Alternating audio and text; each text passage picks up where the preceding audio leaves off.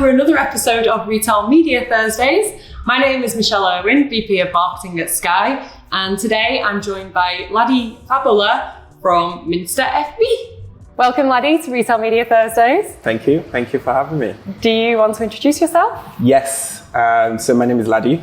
I'm the advertising manager at Minster, and I've been there for just over 4 years. It's been a fantastic journey.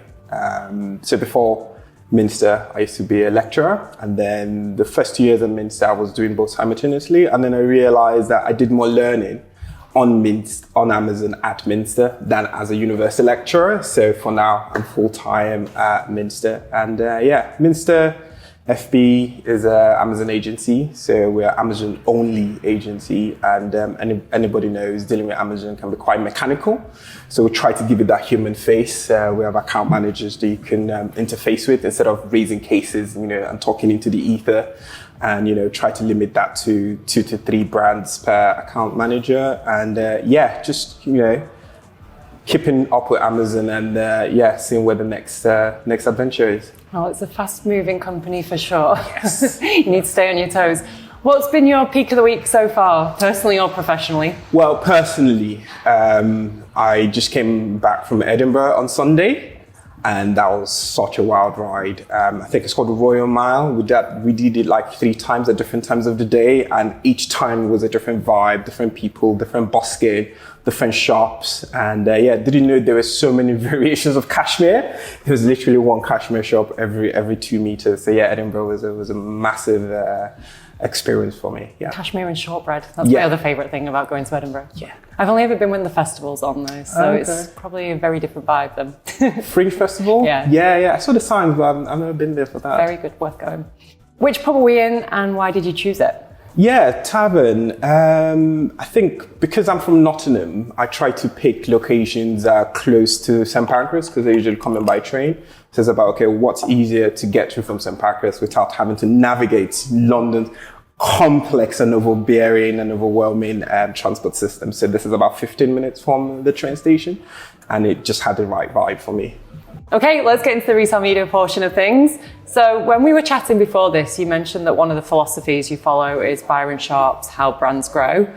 How can you take the learnings and the strategies from that book and apply them to Amazon ads? On first glance, you might think it's not applicable because it talks a lot about television advertising, but actually the principles underneath that are quite easy to adapt. So one of the main things it talks about is talking to all category shoppers regularly, and that's something we've always done at Minster as well in terms of always on advertising. And you need to speak to everybody within your category regularly, and maintain that share of voice top of mind. He uses the term mental availability. They're all interchangeable terms in terms of keeping yourself in the mind frame of your shoppers. And the other aspect as well that we really enjoy with Amazon DSP specifically is the frequency capping, not overexposing shoppers to your ad. You don't want to annoy them basically. And that's something he goes on a lot about as well in terms of keeping regular contact and speaking to your shoppers regularly, but not too much. You don't want to irritate them. You don't need to speak to the same shopper 8 times a week, for example. So that's one of the main things we really enjoy from Amazon DSP in terms of keeping that contact and frequency down. And then in terms of redefining the category, so that's slightly more new in terms of unpacking that. So we have a milkshake client where we were primarily focused on their competitors. So they sell milkshake, their competitors sell milkshake, and therefore that's our category. But one of the things Buyer Shop emphasizes is actually look at it from the solution perspective. What's the solution milkshake is trying to give? And therefore everybody who can offer that same solution is your competitor. Yeah. So it's actually forcing us to widen our definition of what a category is. And the shocking part of that is we realize for this milkshake brand, one of their competitors is energy drinks. So the main reason a lot of people who drink milkshake is yes, to get that full feeling, but it's more for the energy to get up and go without having to eat a full meal. And that's primarily why people take energy drinks as well. So the size of that category has gone from 100,000 shoppers to 300,000 shoppers. the space of that. So that's one of the new thinking that we're really trying to bring into what we're doing. And then he had this very slim chapter within the book called Distinctive Assets. And that's because him and a lady called Joni, or Rani, I think, have a whole different book called Distinctive Assets. We've not fully explored that yet, but it's the same, well-known idea of brand consistency, brand identity. So whatever distinctive assets the brand has in bricks and mortar, on telly, in radio, in terms of sound, all those distinctive assets can and should be deployed on Amazon. And that's one of the things we like about Amazon is in terms of, how much real estate you have to tell a story, whether it's text, pictures, videos, and it can even get quite scary with reviews as well. Yes, reviews are not in your control, but still, that's still an avenue for your own shoppers to tell a story about your brand as well. So you can continuously reuse and re-engage all those different aspects when you're constantly re-engaging shoppers. Cool. I love the milkshake example. Yeah. It's a book I'm a big fan of at the moment. I took on this role in January, and it's one I've been reading since then. And lots of interesting insights in there. Absolutely. No, it's a great book. It can be difficult to read because there's so many tables, but once you get underneath that, it's amazing. You touched on it briefly there, but Amazon is obviously kind of well embedded as a sales channel. Yes. How much convincing do advertisers need to use it as a brand marketing channel as well? Yes, more than it should. I think normally we're quite focused on this are the numbers. You can do this, you can do that, you can do this. But actually, there's a bit more storytelling I think we as Amazon agencies can do to convince the brand marketeers to see it as a marketing platform as well. But it is changing because there's so much exciting new tools, new avenues, whether it's omnichannel, the new word is multi-channel advertising, just how to keep track of every new term. So one of the things we're quite excited about is we can now engage shoppers at different parts of their journey. So whether they're watching Prime Video, Freeview, that kind of thing, or they're streaming video games on Twitch, or even off Amazon advertising, where you can bring all of that together from one platform. You don't have to log into multiple different platforms with different metrics. So that omni or multi-channel perspective, we think, is getting people quite excited. And then there is a more niche approach that we're seeing for the smaller and medium brands in terms of their internalization approach. So one of the things we've noticed is for a medium or small brand, if they nail brand building on Amazon in one geography, it's a lot easier to replicate that in another geography. So if they're advertising in the UK and they've done a decent job of brand building on Amazon in the UK, they can more or less take that approach and replicate it in Italy. But if they wanted to just do standard marketing in Italy, it's a completely different approach. You might need to prioritize radio over billboards, for example, because of the Italian market, and you need to relearn everything from scratch. But one of the things we're saying is that Amazon standardization approach can go a long way with internationalization for small and medium-sized brands. Interesting. One of the things you touched on there was some of these formats that are upper funnel, and I guess they're available not just to the endemic brands that are selling on Amazon, but also non-endemic brands. Yeah. Are you seeing much interest from those brands, and how are they approaching and tackling Amazon ads?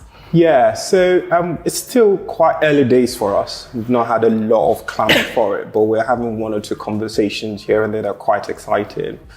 And one of the things we try to emphasize is that the approach is quite similar. The tool itself, again, coming back to Amazon's, I'll say desperation for standardization. When you're implementing those tools for endemic and non-endemic, the approach is more or less the same. Think about your targeting, think about your frequency, think about your audience, how you report that, all of that kind of stuff. It's quite similar. But one thing we do emphasize is that you still have to make the same considerations. So when you capture the audience, whether it's on Amazon or off Amazon, what are you saying after that? After you capture their attention, It's still the same SEO consideration. You still put in the same words in front of them. It's still similar, from an image perspective. There's the images you have on a landing page, whether it's on Amazon or Amazon. Is that kind of image going to help with conversion and things like that? I guess with non-endemic, the main difference would be maybe user experience. Whereas if it's an endemic, Amazon more or less has full autonomy and control over the user experience, whereas from your website or wherever your platform you're sending that traffic to, that's an extra consideration. But in terms of them engaging with the Amazon ads platform, it's more or less standard. Okay, great. So switching topics slightly. One of the areas, in fact, at our Shoppable event a couple of weeks ago, one of the panelists said that the biggest question they get asked at the moment as an agency is around retail media technology and insights, because this whole world has just become quite unwieldy. There's a lot out there.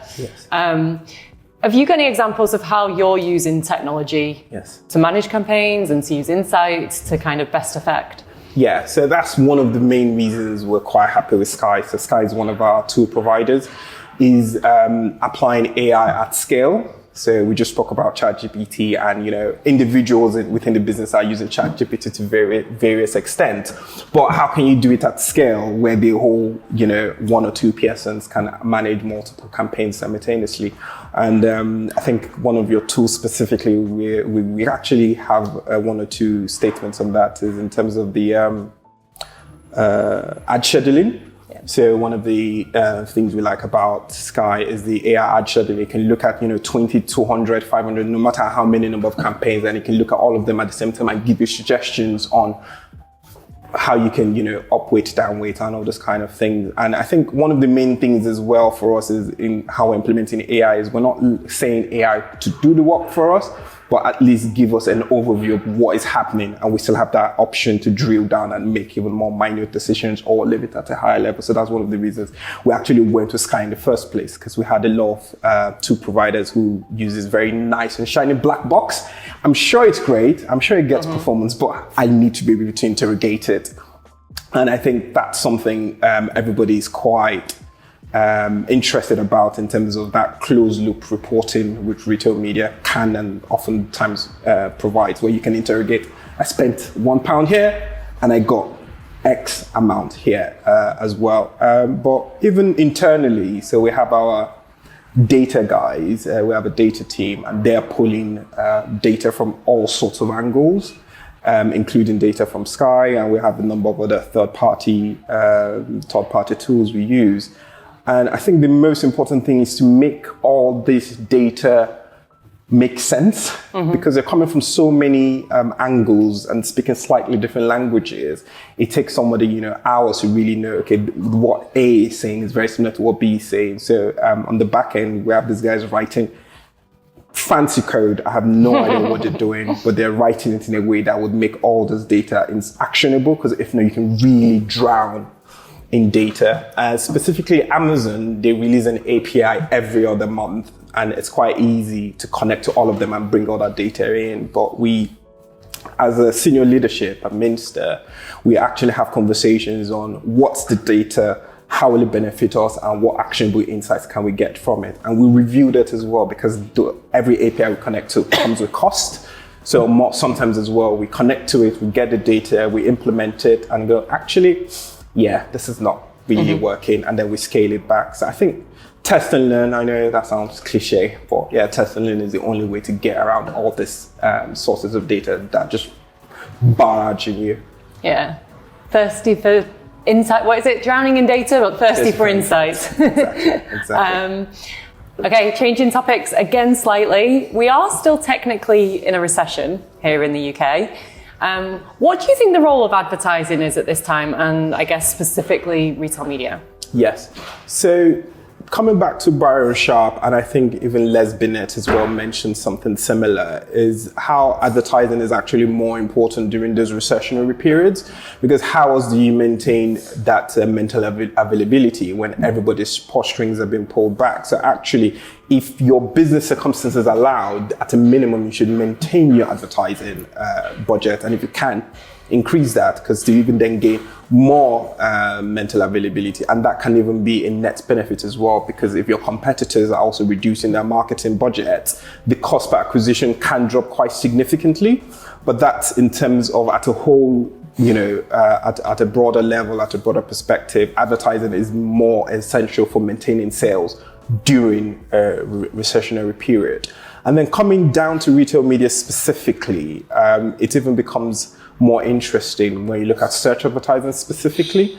What we're seeing is that the cost of advertising on search is actually increasing. We've been seeing the consistent increase in cost per click. But one thing we've noticed, and we're quite confident, is in the Amazon Rewards tenor. So the longer you advertise, the better your return on investment starts to become. So even if you keep that spend going, your ROAS starts to increase as well as your CPC. And that's for two reasons. Primarily because Amazon now has history on how shoppers react to your ads, and Amazon will reward that in terms of giving you more slots. Basically, even though you're paying more, it's more likely to have history of what kind of shopper will respond positive to your ads, and then it rewards that in terms of that whole flywheel multiplier effect. But also during that period, people are also more cautious in terms of where they spend and how they spend, so they're not necessarily going to go out of categories they're already comfortable with. They're not necessarily going to be experimenting. So you have to spend a bit more effort to go find them because they're not going to come to you. Uh-huh. So that's primarily from a search perspective. But from a display perspective, it's a bit more tricky. We can't say for sure whether the cost of display is going up and down because it's way more varied according to categories as well. But what we do know is the same approach in terms of an always-on advertising approach in terms of getting that mental availability, especially if your competitors are cutting back. And then it also mirrors how we look at off-peak and peak season advertising as well. So we always tell our shoppers not to, completely withdraw from advertising during off-peak seasons, because actually what you want to do is draw your visibility during those off-peak seasons. You want your maximum mental availability, you want your maximum organic ranking, things like that. So therefore, when you come into your peak season, you're starting from a significantly stronger position. And then you can translate that to this recessionary conversation in terms of, I'm optimistic that we're going to leave this recessionary period, that we're going to go into growth very soon. So all the mental availability you've captured within this period would only give you, a significantly more uplift when people are ready to buy, when people are more ready to experiment, when people are more interested in trying different things. And then in terms of, okay, what about tactical things you can do now in this recessionary period, not just optimistic when we come out, is this idea of brand trust. So shoppers are significantly more careful. So they want to make sure every purchase they make does exactly what they expect. So this idea of your best reviewed product, your most popular product, your most trusted product needs to take center stage.